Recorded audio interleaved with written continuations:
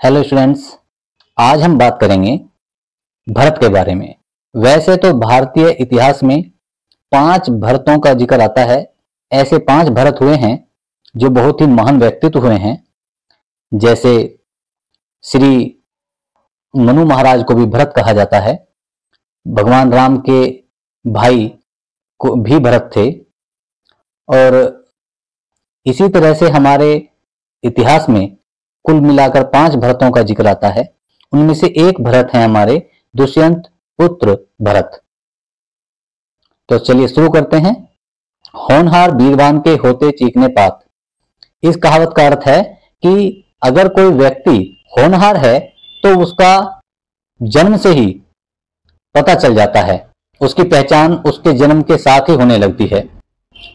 इस कहावत का आशय यह है कि वीर, ज्ञानी और गुणी व्यक्ति की झलक उसके बचपन से ही दिखाई देने लगती है।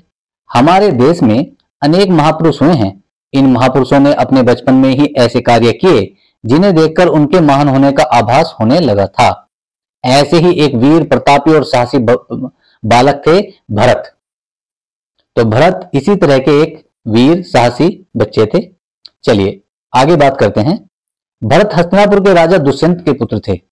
जी हाँ, दुष्यंत, जो राजा दुष्यंत थे, ये जो बाद में आकर के कौरव पांडव का जो वंश है, ये उसी वंश में पहले शुरुआत में राजा हुआ करते थे दुष्यंत।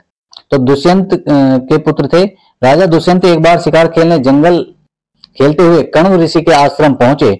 वहां शकुंतला को देखकर, शकुंतला ऋषि की पुत्री थी, वे मोहित हो गए और शकुंतला से आश्रम में ही गंधर्व विवाह कर लिया। गंधर्व विवाह, जिसे आजकल हम लव मैरिज के नाम से जानते हैं, है ना। अपनी पसंद से विवाह कर लेना, जिसमें लड़का और लड़की एक दूसरे को पसंद करके शादी कर लेते हैं, उस विवाह को गंधर्व विवाह कहा जाता था। आजकल इसे लव मैरिज कहते हैं। आश्रम में ऋषि कण्व के न होने के कारण राजा दुष्यंत शकुंतला को अपने साथ नहीं ले जा सके। उन्होंने शकुंतला को एक अंगूठी दे दी और उन्हें उनके विवाह की निशानी थी। उन्होंने कहा, ये अंगूठी हमारे विवाह की निशानी है, आप जब भी मैं आपको लेने आऊंगा तो आप इसे दिखा देंगे तो मैं मतलब हम दोनों को ये बात याद आ जाएगी। एक दिन शकुंतला अपनी सहेलियों के साथ बैठी दुष्यंत के बारे में सोच रही थी। उसी समय दुर्वासा ऋषि आश्रम में आए। दुर्वासा ऋषि का जिक्र आपको अक्सर किंवदंतियों में, कहानियों में मिल जाएगा, क्योंकि दुर्वासा ऋषि अपने क्रोध के लिए और अपने श्राप देने के लिए अत्यंत ही प्रसिद्ध हैं। तो दुर्वासा ऋषि के आने का पता ही नहीं चला उन्हें। शकुंतला ने उनका आदर सत्कार नहीं किया। आदर सत्कार नहीं किया का अर्थ है कि उन्होंने उन्हें प्रणाम नहीं किया, उनसे आवभगत नहीं पूछी, जिससे क्रोधित होकर दुर्वासा ऋषि ने शकुंतला को श्राप दिया कि जिसकी याद में खोए रहने के कारण तूने मेरा सम्मान नहीं किया, वह तुझको भूल जाएगा। ठीक है, ऋषि ने ऐसा श्राप दे दिया कि तुम्हारा पति तुम्हें भूल जाएगा। शकुंतला की सखियों ने क्रोधित ऋषि से अनजाने में हुए उस अपराध को क्षमा करने के लिए निवेदन किया। उन्होंने कहा कि हे ऋषिवर, ये इससे गलती से हो गया, इसका ऐसा कोई मनोरथ नहीं था। ऋषि ने कहा, मेरे शाप का प्रभाव समाप्त तो नहीं हो सकता, पूरी तरह से खत्म तो नहीं कर सकता मैं इसे, किंतु दुष्यंत द्वारा दी गई अंगूठी को दिखाने से उन्हें अपने विवाह का स्मरण हो जाएगा। ठीक है, लेकिन इसकी काट ये है कि जब वो आपके पास आए और आप उन्हें अंगूठी दिखा दें तो उन्हें पूरी विवाह की बात याद आ जाएगी। अब कण्व ऋषि जब आश्रम वापस आए तो उन्हें शकुंतला के गंधर्व विवाह का समाचार मिला। उन्होंने एक गृहस्थ की भांति अपनी पुत्री को पति के पास जाने के लिए विदा किया। शकुंतला के पास राजा द्वारा दी गई अंगूठी खो गई थी। अब वो राजा के द्वारा जो दी गई अंगूठी थी वो उनसे खो गई। शाप के प्रभाव से राजा दुष्यंत अपने विवाह की घटना भूल चुके थे। वे शकुंतला को पहचान नहीं सके। निराश शकुंतला को उसकी मां मेनका ने कश्यप ऋषि के आश्रम में रखा। ठीक है, उनकी जो मां थी वो कौन थी? मेनका। मेनका एक स्वर्ग की सुंदरी थी, तो उन्होंने उन्हें कश्यप ऋषि के आश्रम में रखा। उस समय वह गर्भवती थी। उसी आश्रम में दुष्यंत के पुत्र भरत का जन्म हुआ। ठीक है, पुत्री थी वे कण्व ऋषि की और वहां से आने के बाद में वो रही ऋषि कश्यप के आश्रम में। ठीक है, अब उस समय वह गर्भवती थी तो उसी समय आश्रम में दुष्यंत के पुत्र भरत का जन्म हुआ। भरत बचपन से ही वीर और साहसी थे। वह वन के हिंसक पशुओं के साथ खेलते और सिंहों के बच्चों को पकड़कर उनके दांत गिनते थे। उनके इस निर्भीक कार्यों से आश्रमवासी उन्हें सर्वदमन कहकर पुकारते थे। सर्वदमन मतलब वो किसी का भी दमन कर सकते थे, किसी से नहीं डरते थे। समय का ऐसा चक्र चला कि राजा को वह अंगूठी मिल गई जो उन्होंने शकुंतला का विवाह के प्रतीक के रूप में दी थी, है ना। मतलब एक ऐसा कहानी आती है कि वह अंगूठी किसी मछुआरे को प्राप्त हुई और वह मछुआरा उस अंगूठी को लेकर के राजा के पास पहुंचा और राजा ने वह अंगूठी देखी तो उन्हें तुरंत ही शकुंतला का भान हो गया, ज्ञान हो गया, जानकारी हो गई। अंगूठी देखते ही उनको विवाह की याद ताजा हो गई।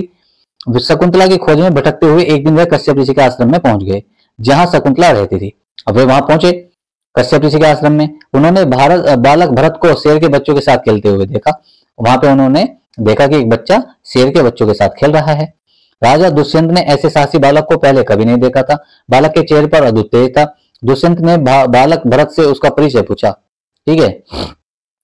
दुष्यंत ने कहा कि बच्चे तुम कौन हो? तो भरत ने अपना और अपनी माँ का नाम बता दिया। उन्होंने अपना और अपनी माँ का नाम बता दिया, मेरा नाम भरत है और मेरी माँ का नाम शकुंतला है। दुष्यंत ने भरत का परिचय जानकर उसे गले से लगा लिया और शकुंतला के पास गए। अपने पुत्र एवं पत्नी को लेकर वह हस्तिनापुर वापस लौट आए। हस्तिनापुर में भरत की शिक्षा दीक्षा हुई।